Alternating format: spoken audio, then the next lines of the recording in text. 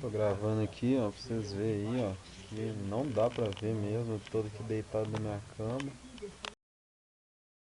guinha no chão, e olha lá, ó, se não tem uma visualização correta do vídeo, tô por conta da inclinação, da falta de inclinação, né? Mesmo sentado ali de frente, tem essa mesma dificuldade, sentado na cadeira aí, ó, aí pra vocês verem como é que é normal, uma cadeira de frente pra mesa, mesmo sentado ali, trabalhando no computador, há essa mesma dificuldade de visualização aí, ó.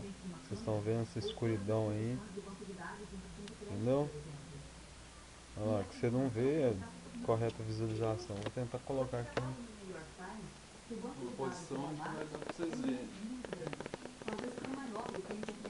Tem que levantar, praticamente ficar de frente, assim, para poder, bem de frente mesmo, para vocês poderem enxergar alguma coisa aí melhor, né?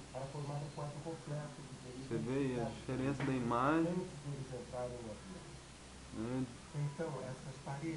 No ângulo reto, né, de 90 graus, um ângulo que a própria tela não provém, né, o próprio ângulo do computador não provém, porque inclinando aqui, ó, não sei se dá pra ver ali, tá meio escuro, tá, ele tem uma inclinação aqui. Para que mais e mais informações dos indivíduos sejam entregues.